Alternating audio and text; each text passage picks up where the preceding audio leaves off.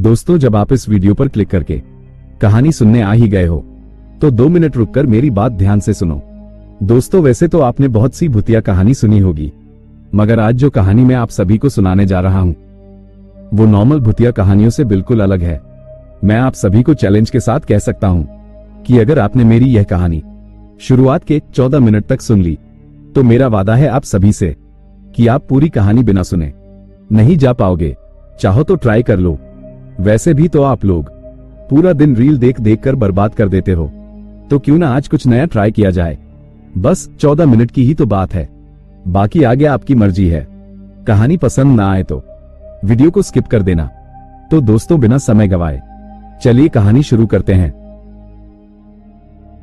शहर के किनारे, जहां जीवन की हलचल धीमी पड़ती है और मृत्यु की छाया गहराती है, पुराने शमशान घाट के रास्ते में एक छोटी सी चाय की दुकान पड़ती थी।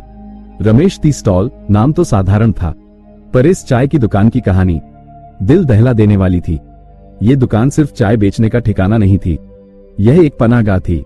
ऑफिस की थकान ढोकर लौटते कर्मचारियों की, रिक्शा चलाते चलाते टूट चुके मजदूर की, और शमशान से लौटते हुए आंसुओं में डूबे शोकाकुल परिवार की, सभी एक प्याली गर्म चाय की तलाश में यहां रुकते थे।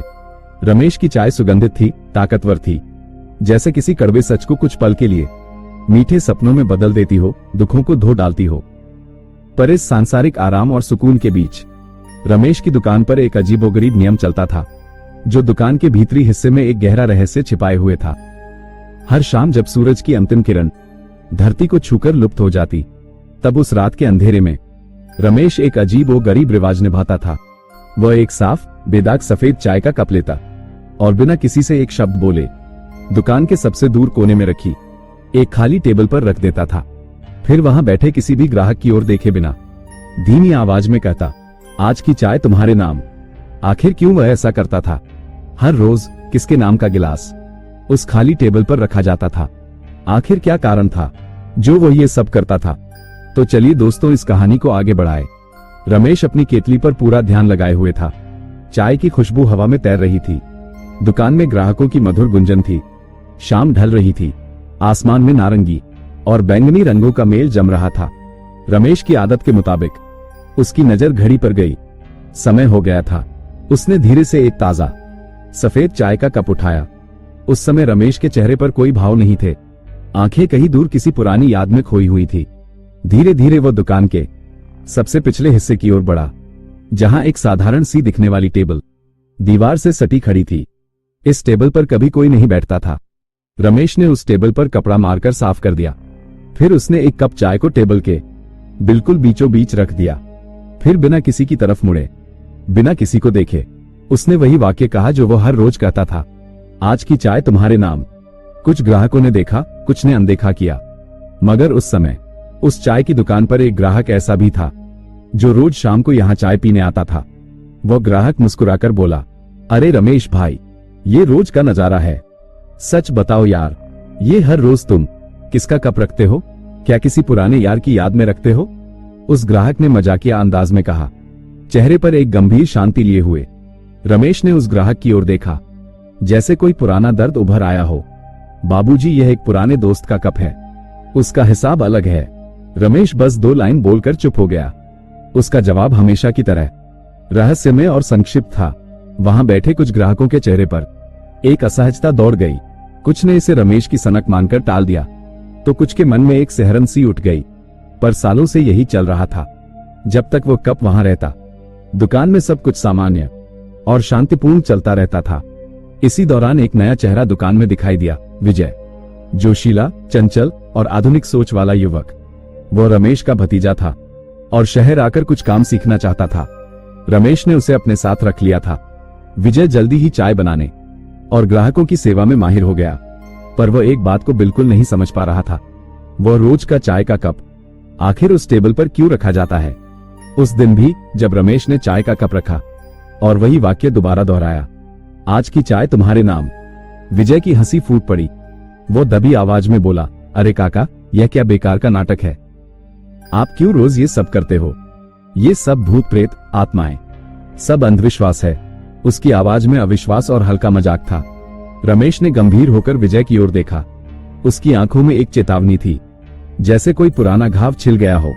बेटा, उसने धीरे से कहा, लेकिन आवाज में एक अटल दृढ़ता थी। दुनिया में कुछ चीजें ऐसी होती हैं जो आंखों से नहीं दिखती, दिल से महसूस होती हैं। इसे छोड़ दो, यह मेरा वादा है। एक पुराना हिसाब है। पर विजय के लिए यह सब बकवास था। उसका युवा तर्कशील दिमाग इस अंधविश्वास को पचा नहीं पा रहा था।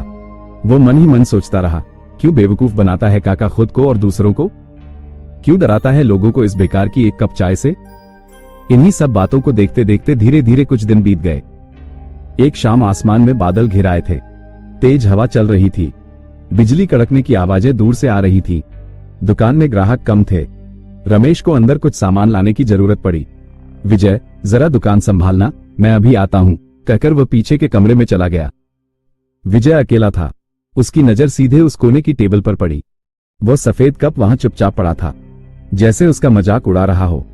विजय के मन में विद्रोह की लहर उठी। यही मौका है, आज ही इस बेकार के नाटक का अंत करता हूं। देखते हैं क्या होता है। काका को भी पता चलेगा कि इन सब चीजों से कुछ नहीं होता।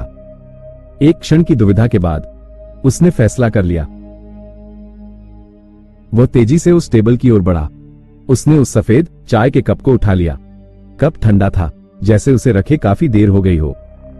उसने एक पल को ठहरकर दुकान के चारों ओर देखा। सब कुछ सामान्य था। वो कप को हाथ में उठाकर जोर से हंसा। देखो, कुछ नहीं होता, ये सब दिमाग का खेल है।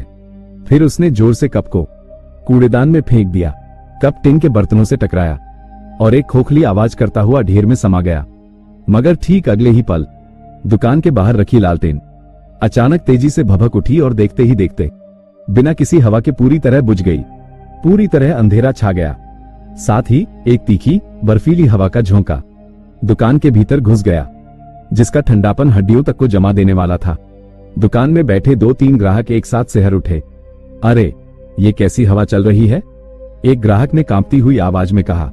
तभी अचानक एक बूढ़े ग्राहक का चाय का कप, जो उसने टेबल पर रखा था, अचानक खुद ब खुद गिरकर जमीन पर चकनाचूर हो गया। ये सब देखकर विजय का दिल धक से रुक गया। उसकी सांसें अटक गईं। वो जम गया। उसकी नजर उस कोने की खाली टेबल पर जा टिकी। उस टेबल पर कुछ अजीब चीज हो रही थी। धीरे धीरे वहां एक अदृश्य साया नजर आने लगा। वह बिल्कुल स्याह था, बस धुंधला सा नजर आ रहा था। उस साये की उपस्थिति से दुकान का माहौल और ज्यादा डरावना हो गया था। सर्दी अचानक बढ़ गई थी। उसकी स्याह काली आंखें हमारी ताकत को चूस रही थी। उसकी काली आंखों में एक ऐसी उदासी थी जो हवा में फैल गई थी, जिसने अचानक पूरी दुकान को ठंडे नम कफन में लपेट लिया था। उस साये को देखकर ऐसा लग रहा था जैसे वह तड़प रहा था, जैसे कोई प्यासा रेगिस्तान में पानी की एक बूंद के लिए तड़प रहा हो और वह बूंद उससे छीन ली गई हो। यह नजारा देखकर विजय के हाथ पैर कांपने लगे। उसका गला सूख गया। वो जो कुछ देख रहा था, महसूस कर रहा था, उसके तर्क, उसका अविश्वास सब धराशायी हो चुके थे। वहां कुछ था, कुछ अदृश्य, कुछ भूखा, कुछ ऐसा जो भयंकर रूप से नाराज था। ये सभी चीजें होता देख उसी पल रमेश दौड़कर बाहर आया। उसकी नजरें तेजी से उसी कोने की खाली टेबल पर गईं। फिर उसने विजय के चेहरे का भय देखा और टूटा हुआ वो कप और बुझी लालटेन को देखा। उसके चेहरे का रंग उड़ गया। वो सब कुछ समझ गया। उसकी आंखों में भय नहीं, बल्कि एक तीव्र चिंता और जल्दबाजी थी। उसने एक शब्द भी किसी से नहीं कहा। वो तेजी से काउंटर की ओर बढ़ा और एक नया साफ सफेद कप उठाया। केतली से खौलती गाढ़ी सुगंधित चाय उंडेली, जिसकी भाप ठंडी हवा में मिल गई।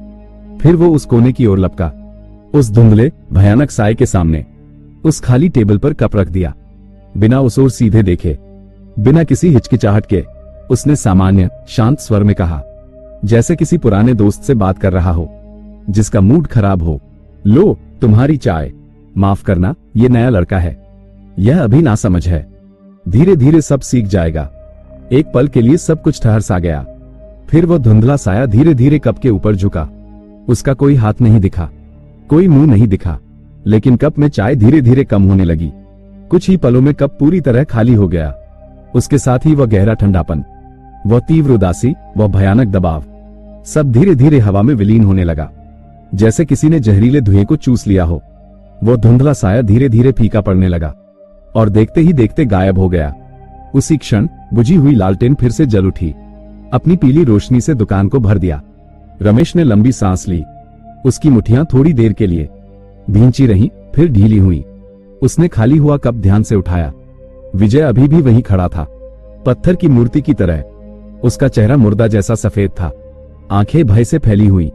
उसके पैर जमीन में गड़े लगते थे। उसकी सांसें तेज चल रही थी। काका, उसकी आवाज कांप रही थी, जैसे सर्दी से ठिठुर रही हो। उद्धरण चिन्ह, वो क्या था काका? उसने कोने की खाली टेबल की ओर इशारा करते हुए पूछा, जहां अब कुछ भी नहीं था।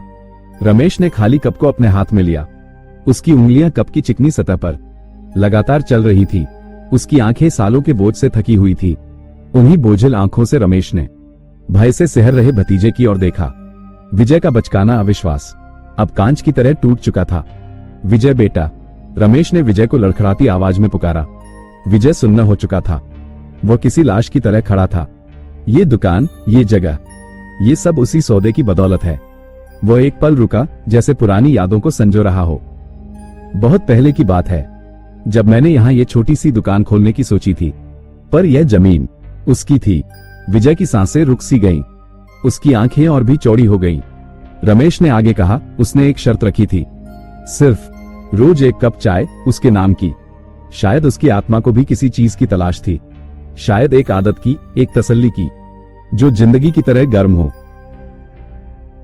जैसे हम जीते हैं वैसे ही। वो फिर रुका। दुकान में अब भी सन्नाटा पसरा हुआ था। शांति इतनी थी कि बाहर की हवा का शोर भी सुनाई दे रहा था। सौदा सिर्फ जमीन का नहीं था विजय, वो सौदा शायद एक अकेलेपन का भी था, मेरा और उसका अकेलापन। रमेश ने सीधे विजय की आंखों में देखा। अब समझे, रोज का वह कप उसका हिस्सा है, यहाँ का नियम है, अब कभी मत भूलना। विजय कुछ नहीं बोला।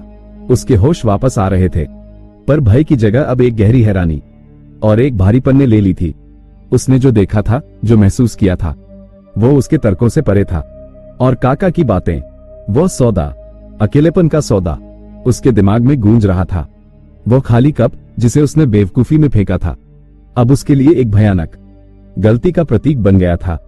उस दिन के बाद विजय की हंसी गायब हो गई और अगली शाम से वो खुद ही सूरज ढलने से पहले वो सफेद कप तैयार करता, रमेश को देता।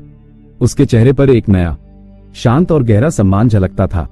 सौदा फिर से चल पड़ा था, अब एक और गवाह के साथ। उस दिन के बाद से विजय में बदलाव दिखने लगे थे। वो चंचल युवक जो हर बात पर हंस पड़ता था, अब गंभीर और चिंतनशील हो गया था। उस दिन की घटना, वह बर्फीली हवा, वह धुंधला साया, वह अतृप्त प्यास का एहसास उसकी आत्मा में गहराई तक उतर गया था। अब वो रोज के उस चाय के कप को सिर्फ एक साधारण कप नहीं, बल्कि एक पवित्र प्रतिज्ञा, एक अदृश्य जीवन रक्षक समझता था। हर शाम सूरज ढलने से पहले ही विजय स्वयं सबसे साफ, सबसे बेदाग सफेद कप चुनता, उसे साबुन से अच्छी तरह धोता, कपड़े से पोंछकर चमकाता और फिर उसे रमेश के हाथों में पूरे सम्मान के साथ सौंप देता। रमेश उसे देखकर मुस्कुराता, एक मूक प्रशंसा उसकी आंखों में झलकती। फिर वही रस्म, कप को कोने की खाली टेबल पर रखना और वह वाक्य दोहराना, आज की चाय तुम्हारे नाम। अब विजय उस वाक्य को सुनकर डरता नहीं था, बल्कि एक गहरी शांति महसूस करता था। एक रात विजय को सपना आया।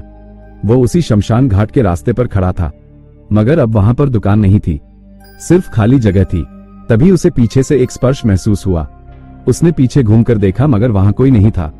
वहां पर सिर्फ गहरा स्याह अंधेरा था, जो धीरे धीरे विजय को अपने आगोश में ले रहा था। वो चिल्लाना चाहता था, पर गले से आवाज नहीं निकल रही थी। तभी अचानक दूर से चाय की खुशबू आई और एक गर्म सुनहरी रोशनी ने अंधेरे को चीर दिया। वो रोशनी रमेश की दुकान थी। तभी विजय की आंखें खुल गईं। उसका दिल जोरों से धड़क रहा था, पर उसके मन में अब डर नहीं, बल्कि एक गहरी समझ थी। एक शाम जब रमेश थोड़ा बीमार था और जल्दी सोने चला गया, तब विजय अकेले दुकान संभाल रहा था। ग्राहक भी लगभग जा चुके थे। तभी एक नशे में धुत आदमी, जिसे विजय पहचानता था, वह इलाके का बदमाश कल्लू था, टहलता हुआ दुकान में आया। उसकी नजर कोने में खाली टेबल पर रखे उस सफेद कप पर पड़ी, जिसमें अभी अभी चाय डाली गई थी और भाप उठ रही थी। अरे विजय, कल्लू ने लड़खड़ाते हुए कहा, यह कप किसका है?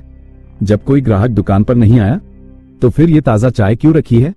बेकार जाएगी क्या? उसने कप की ओर बढ़ने की कोशिश की। विजय बिजली की तरह काउंटर के पार कूदा और खुद को उस खाली टेबल और कल्लू के बीच में खड़ा कर लिया। उसका चेहरा पहले की तरह भयभीत नहीं था, बल्कि अडिग और गंभीर था। उसकी आवाज में एक नई दृढ़ता थी। कल्लू भैया, विजय ने दृढ़ता से कहा, ये कप किसी और का है, उसका हिसाब अलग है। तुम्हारी चाय मैं अभी लाता हूं, लेकिन इस टेबल के पास मत जाना, ये तुम्हारी जगह नहीं है। कल्लू हंस पड़ा, ओहो, अब तू भी रमेश काका जैसी बातें करने लगा है क्या? ये भूत प्रेत का डर किसी और को दिखा, मुझे इन सब से कोई फर्क नहीं पड़ता। उसने विजय को धक्का देने की कोशिश की, मगर विजय टस से मस नहीं हुआ। उसने कल्लू के कंधे पर हाथ रखा। डर नहीं कल्लू भैया, लेकिन यह मेरा काम है, विजय ने धीमी पर स्पष्ट आवाज में कहा, जिसमें एक धमकी छिपी थी। इस कप को कोई नहीं छुएगा, तुम्हारी चाय लेकर तुम दूसरी टेबल पर बैठो, चलो अब जाओ। विजय की आंखों में छलकती दृढ़ता और उसके स्वर में छिपी ठंडी चेतावनी ने कल्लू के नशे को उतार दिया। वह भद्दा सा मुंह बनाकर पीछे हट गया। ठीक है, ज्यादा गंभीर मत हो। वह दूसरी टेबल पर बैठ गया, लेकिन उसकी नजरें बार बार कोने की ओर जा रही थी, जहां चाय का कप अब धीरे धीरे खाली हो रहा था। भाप कम होती जा रही थी। तभी उसे अचानक एक ठंडी सांस का एहसास हुआ और उसने जल्दी से चाय पीकर दुकान छोड़ दी। विजय ने राहत की सांस ली। उसने अपना कर्तव्य निभाया था। समय बीतता गया। मानसून आया। भारी बारिश हो रही थी। शमशान घाट का रास्ता कीचड़ से सराबोर था। दुकान में सिर्फ एक आध ग्राहक थे। रमेश को कई दिनों से तेज बुखार आ रहा था। उस दिन वह बिस्तर से भी नहीं उठ पा रहा था। विजय, आज तुम्हें ही सब संभालना होगा, रमेश ने कमजोर आवाज में कहा। कप वाला काम भी याद रखना। विजय ने गंभीरता से सिर हिलाया। चिंता मत करो काका, मैं सब ठीक कर दूंगा, आप आराम करो। धीरे धीरे शाम ढल चुकी थी। बारिश थमकर बूंदाबांदी हो रही थी। हवा में नमी और ठंडक थी। विजय ने सावधानी से सफेद कप चुना, धोया, पोंछा। उसने केतली से गाढ़ी खुशबूदार चाय उंडे ली। कप से भाप उठ रही थी। वह कप लेकर कोने की खाली टेबल की ओर बढ़ा। उसका दिल धड़क रहा था, पर डर नहीं था। एक गहरी जिम्मेदारी का भाव था। वह कप को टेबल के बीचों बीच रखने ही वाला था कि अचानक दुकान का दरवाजा तेज हवा के झोंके से खुला और फिर एक झटके से बंद हो गया। एक बार फिर वही तीखी बर्फीली ठंडक दुकान में घुस आई, जो बारिश की ठंडक से बिल्कुल अलग थी। दुकान में बैठा एक ग्राहक सहमकर इधर उधर देखने लगा। दुकान में रखी लालटेन अचानक तेज हो गई। विजय समझ गया, वह पुराना दोस्त पहले से ही वहां मौजूद था। शायद रमेश की अनुपस्थिति से चिंतित या उत्सुक था। विजय ने स्थिर हाथों से कप को टेबल पर रख दिया। फिर पहली बार उसने सीधे उस खाली जगह की ओर देखने का साहस किया, जहां उस साय की उपस्थिति सबसे ज्यादा महसूस हो रही थी। उसकी आवाज थोड़ी कांपी पर दृढ़ थी।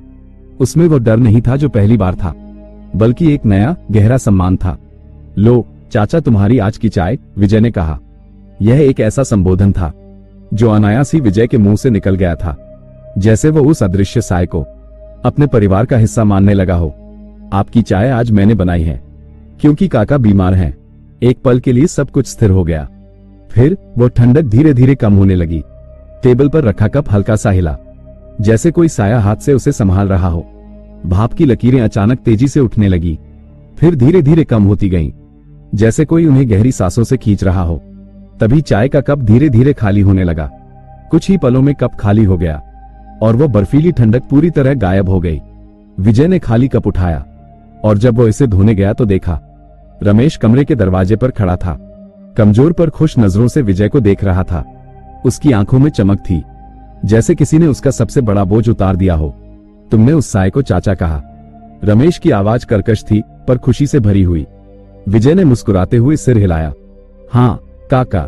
पता नहीं क्यों अचानक यूं ही मुंह से निकल गया। क्यों, आपको अच्छा लगा क्या? ये सुनकर रमेश ने गहरी सांस ली, जैसे कोई पुराना घाव भर गया हो। हाँ बेटा, बिल्कुल अच्छा लगा। इसके बाद रमेश वापस बिस्तर पर चला गया। उस रात के बाद दुकान में कुछ बदल गया था। विजय की वह पुकार एक नई परंपरा बन गई।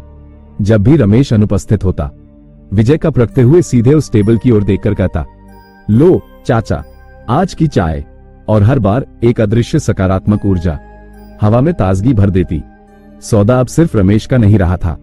विजय भी उस अदृश्य साय के साथ, उसके अकेलेपन के साथ एक गहरे रिश्ते में बंध चुका था। चाय की खुशबू, ग्राहकों की बातचीत और कोने में खाली होते कप की नियमितता, सब मिलकर शमशान के किनारे की इस अनोखी दुकान की नींव बने हुए थे, जहां दो दुनियाओं के बीच एक गर्मजोशी भरा समझौता चल रहा था। समय ने अपनी गति से चलना जारी रखा। रमेश की उम्र और बार बार आने वाली बीमारियों ने उसे धीमा कर दिया था। अधिकांश काम अब विजय के कंधों पर था और विजय ने उस जिम्मेदारी को न केवल संभाला बल्कि उसे एक नए स्तर पर ले गया। वो चाचा का संबोधन अब सिर्फ शब्द नहीं रहा, वो एक पारिवारिक संबंध बन गया था। विजय न केवल चाय देता बल्कि कभी कभी, खासकर जब दुकान खाली होती, वो उस खाली टेबल की ओर देखकर मुस्कुरा देता, जैसे किसी परिचित को देख रहा हो। वो कभी कभी उससे बातें भी किया करता था। रमेश ये सब चुपचाप देखता रहता था। उसके चेहरे पर एक गहरी शांति और संतुष्टि होती थी।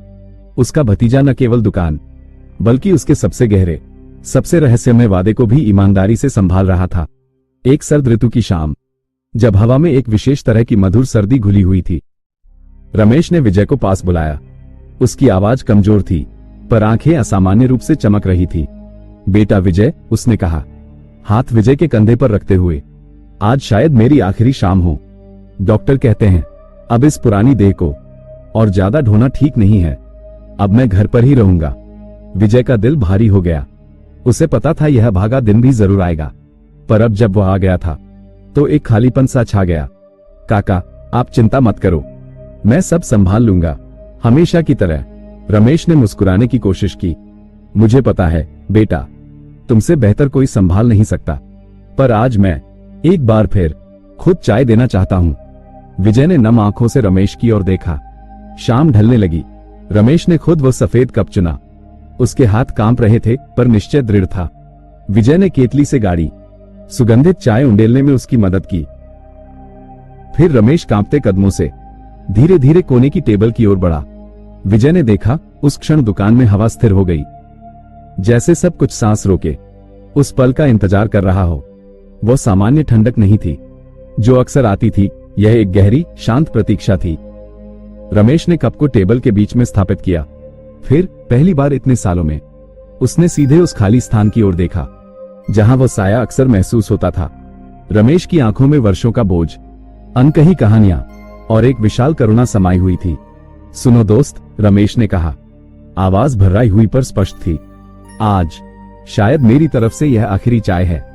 वो एक पल रुका, जैसे भावनाओं को समेट रहा हो। तुम्हारा सौदा मैंने हमेशा निभाया।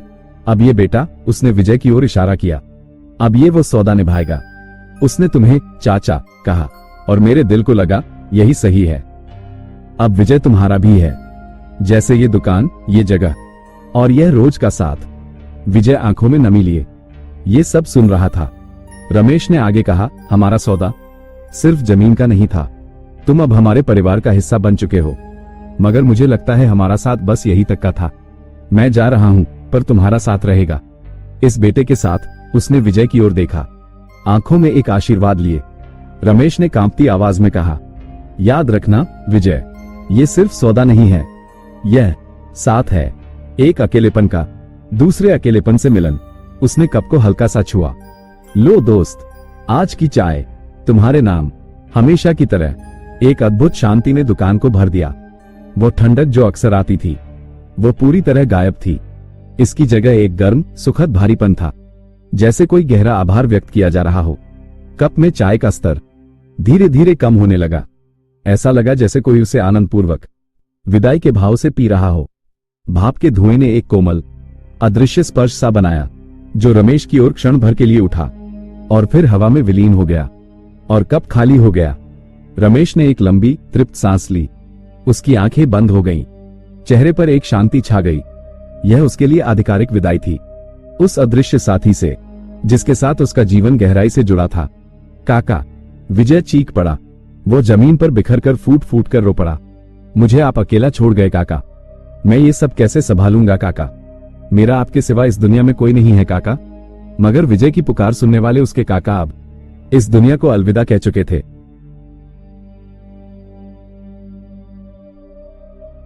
तो दोस्तों, ये थी आज की कहानी। कैसी लगी यह कहानी आपको?